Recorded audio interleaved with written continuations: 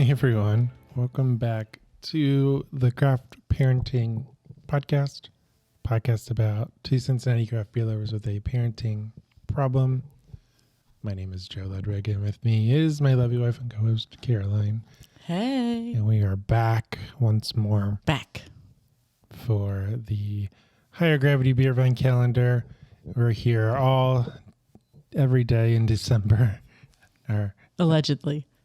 Yes.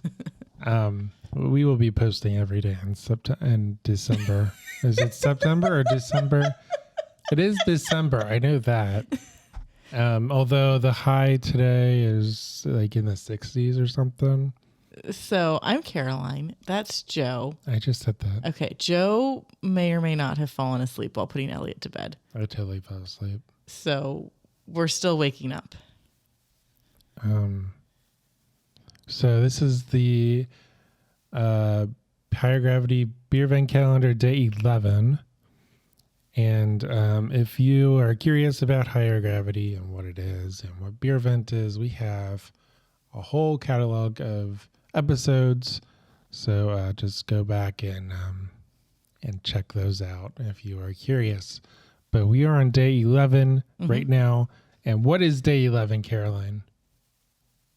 That's like insane shit. It is Urban Artifacts Nitro charged Figgy pudding. Okay. And ale brewed with fig, orange, cinnamon, nutmeg, and vanilla bean. I don't think that I have to roll the can gently because that's not like a heavy fruit bill. So we're just... It's not cheesecake. Yeah. Oh, geez. Oh, wait. Yeah, it's nitro. Dang it. We're supposed to pour. Pour.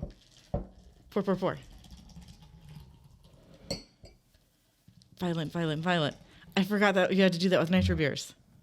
Ah, that's why you said, is it going to explode? And I forgot. Ooh, that looks pretty too. So I pre-gamed before this because I knew that I don't know that I'm going to I don't know that this is going to be my jam personally. Mm-hmm. This is going to be Caroline's jam. I know that. I mean, I don't think that I have had figgy pudding before. No. But this is a spice profile that I like and I cook with. And this is minus vanilla and fig, which like I have eaten figs before. I just don't like to eat them like on their own. I would totally put this in that cranberry drink that I make. So this is probably like right up my alley. It's got a thick, frothy head that's like pale pink. Yep. The beer itself looks like a dusty rose, which is like a dark gray pink. Not so much gray. Maybe it's more like a brown pink. I wouldn't call it gray. I definitely get like some fig on the nose because it's something that I don't quite like have super locked down to memory. It smells fizzy. Like it smells like so you made the cranberry juice. Yep. Like homemade cranberry juice, like I boiled cranberries with water and spices for hours on the stove. It's so good. So this smells, and then I like to drink it with Sprite. Mm-hmm. And this kind of smells like that. It smells like cranberry juice, but like carbonated. Yeah. And it tastes... I don't know that it has cranberry in it necessarily. But they don't say that it does. Now that I've taken like 2 sips, the head is like completely gone. But it's still good. This might be an exclusive. I'm not exactly sure because I can't find... It probably is because I can't find anything specific about nitro-charged figgy pudding. But I can find Small Batch Society figgy pudding. Okay. Which the description for that is the figgy pudding we know is an English steamed cake assembled from breadcrumbs, fruit, and charm. This fruit tart brings you back to that Yuletide tradition with delectable spices and an earthy base of real figs. And it is 6.8%, which this is also 6.8%. But the Small Batch Society comes in 16-ounce cans, and this is a 10.2-ounce can. Isn't it? Oh, is it? That's sad. Isn't it? Is 10.2 the British that makes me sad? 11.2? Yeah, I thought it was 11.2 as well. Where's my other 1.2 fluid ounces? I mean, it's fine. You just want more. That's your complaint about this. Yeah.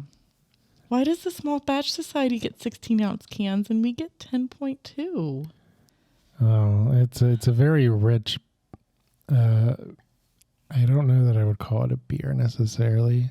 It's a fruit tart for sure. They call it an ale. Oh, is it? Yeah, it's an ale brewed with insert other things here. I don't get any. And that's what the Small Batch Society can says too. I don't get any vanilla. I just get fruit and spice and a little bit of sour. It's not over the top sour. Mm-hmm. Yeah, it's not like super tart, but like there's some tart there. Yeah, but I don't get any of the vanilla. I do get a lot of spice, like those warming spices that you were talking about. Yeah, it's nice for this balmy day. Yeah. It'd be better for yesterday when it was so cold outside. Yeah, these are this is definitely a holiday beer. Mm-hmm. It's just I don't like. It's not for me. I feel like I could be eating cake or like potentially figgy pudding. If I had figgy pudding in my life, I'd be like, this tastes like that, because it like reminds me of. I've never had figgy pudding before. I don't think I've had fig before, so I don't know what that profile is. I have had figs, but it's been a hot second, so it's not like top of mind to what they taste like. But now, like, I haven't had eggnog, so now I'm like, do we need to like buy figgy pudding? Do we need to like buy eggnog this year and like actually try those things? But then, like, if I don't like eggnog, now I got a half-gallon of eggnog in my house that nobody's. I know what it smells like, though. I'm pretty sure I've had it. Maybe. I can see your mom being like, one Christmas, we're going to do eggnog this year, and we're going to be an eggnog family, and we're all going to try eggnog. No, my mom never did that. Or like somebody would bring it to one of your family things. I don't think we ever had eggnog. No, I any feel of my like family this stuff. was like maybe like at Stephen and Hillary's house or something. It was something like a friend's. It's possible. I don't know. But I don't know. This wouldn't have been my family. My family doesn't do eggnog. Your family barely does eggs. When I think of eggnog, I think of like egg whites. Like it's just fluffy, like cake. I feel like we've Googled this before. I do not remember what eggnog is made of. Eggnog ingredients. It is milk, cream, maple syrup, nutmeg, cinnamon, eggs, brandy, and rum. If you're making an alcoholic version of it. And according to this Pinterest perfect picture, it's like 2 cups of milk and like a cup of cream and 4 eggs. So it is but I don't know if that's like egg whites or like straight eggs. And that seems to be, actually, this is at least egg yolks. This is pretty consistent across all of the Pinterest worthy pictures, is lots and lots of eggs in your eggnog. All right. At least it has protein in it. Yeah. I'm still not sure if I want to try that or not. It makes it healthy, right? Totally. That's how that works. What else are we gonna say about Urban Artifact and this beer? So we talk about Urban Artifact every year. Well, at least a lot. They are the pickle beer. Yes, and I think people. last year we got a pickle beer from them, I think. I'm too lazy to look it up tonight. Yeah. You'll have to go back and see. Was it the spicy pickle, maybe? I think it was a spicy pickle, because I was like mildly okay with it. It was very dill heavy, and I like dill to spice. And there are like some pickles that I like cucumbers that have been pickled pickles. Yeah. Like I'll eat like pickled anything else. It's just cucumbers. I can eat cucumbers, but I don't like pickles. But like I'll eat peppers and I'll eat pickled peppers. And I'll eat carrots and I'll eat pickled carrots. How many pickled peppers? Would Peter Piper pick if Peter Piper could pick pickled peppers? Yes. I don't. Oh, quite a few bushels. We'll go with that. What is that, 42? I mean, 42 is the answer to everything, Yeah. according to Hitchhikers. So, Urban Artifact, our story. Urban Artifact is a Cincinnati, Ohio brewery dedicated to producing world-class fruit tarts made exclusively with real fruit.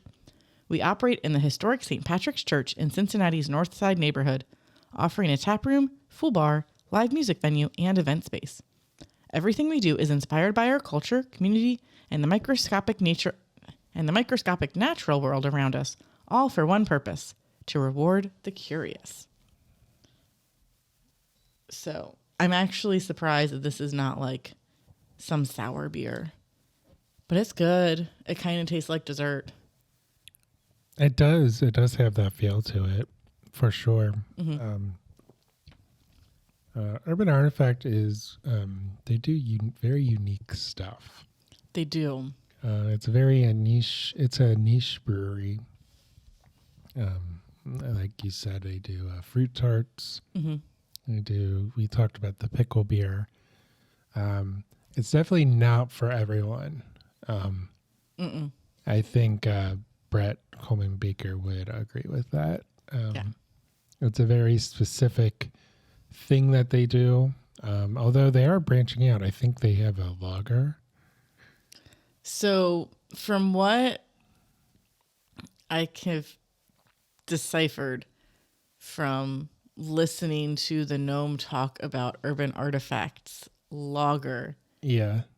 is it might not technically be beer because it might not contain wheat or hops. One of those key ingredients to make it beer is missing. Let me look up their house lager. Because it's a banana lager. It's a banana lager. So they use. So they do all kinds of interesting things, and it's something where, if you have someone that's coming in from out of town, and they don't necessarily like beer, but they want to go to a craft brewery or they want to go out and see Cincinnati, Urban Artifact might be a good place to take them. Just because it's different. And you can get flights and you can try the different varieties kind of risk-free. You're not drinking 12 ounces or 10.2 ounces. You can just do the 2-ounce pours or however big their flight is. But that's typically what you do when you go there. Is that right? Or do you get a pint? I usually get a flight because I want to try as much stuff as possible. So actually, it's their house IPA, 100% bananas, inspired by East Africa and hopped like a West Coast IPA. It's gluten-free, which means it does not contain any wheat. But it's their house IPA. So that's what it is. It's not a lager. It is not a lager. Okay, I don't know why I thought it was a lager.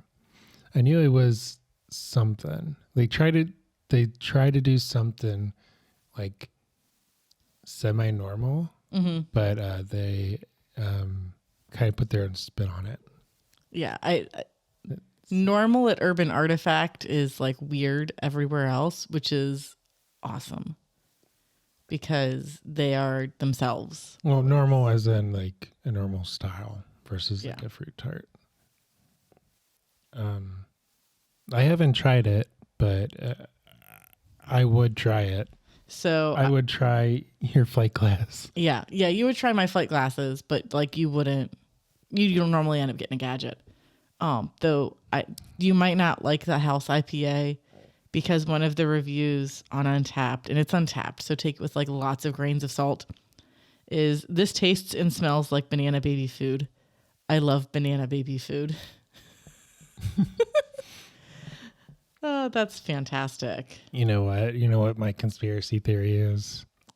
Brett Cohen Baker has a little kid. They just had this is my conspiracy theory. They had a bunch of canned or jars of banana food just lying around. The kid doesn't want it anymore. It's a little girl, right? Yeah.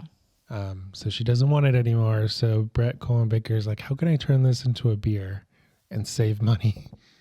So my theory, which is similar but different, is similar to what has happened with our children, where the kids are eating 2 bananas a day. And you're like, these 8 bananas that I bought are gone in a day and a half. Mm-hmm. What the hey? Next time I go to the grocery store, I'm going to get a dozen. And that'll last us through the week. And as soon as that dozen bananas hits your countertop, I don't like bananas. Bananas are yucky. No, I'm not going to eat that. And so then you got these bananas that are slowly moldy, that are slowly going brown. So he's got these bananas that are slowly going brown on his countertop. Mm-hmm. And he's like, I need to throw these into something. Otherwise, it's just a waste of money.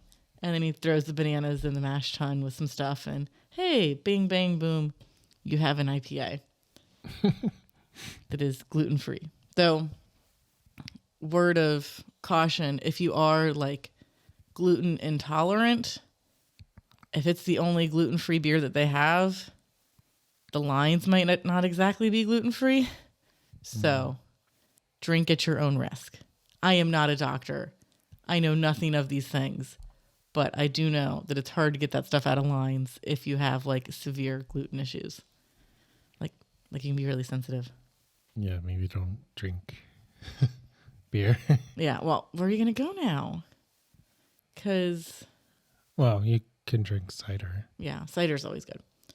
Because oh my goodness. Against the Grain? No.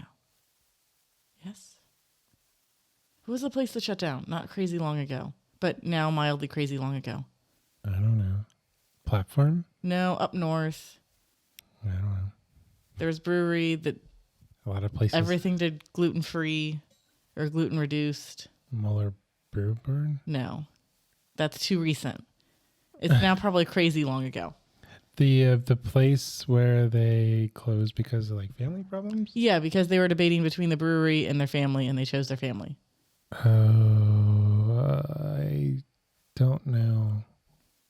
I know what you're talking about because the gnome talked about it. But is there anything else? It doesn't matter. It doesn't. We have to go. Yes, we do, because we got another beer to drink, and it's getting late. This is delicious. I look forward to finishing both of these glasses. Because that's probably how this is going to roll, and that's fine. And we'll see if that's the case with the next one too. It's fine. It's fine. Yeah, I'm glad I tried it for sure. Yeah, it's tasty. Your loss is my gain. Yeah, But I mean, that's the nature of the Beervent calendar. Mm-hmm. And you complained that I took too much of the Belgian beer, which I did.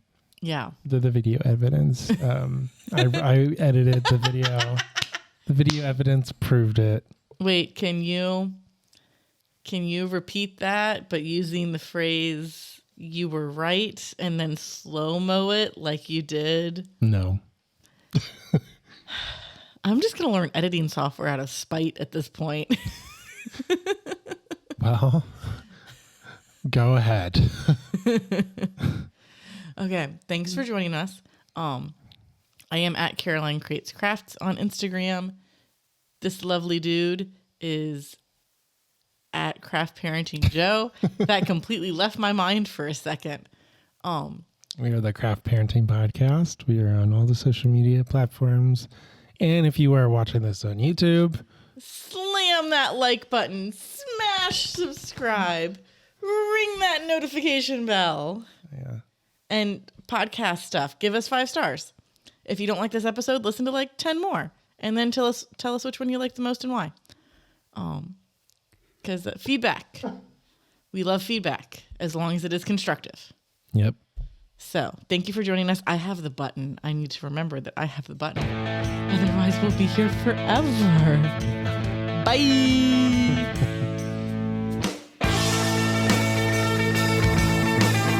What's up? I'm contractually obligated to hit that button.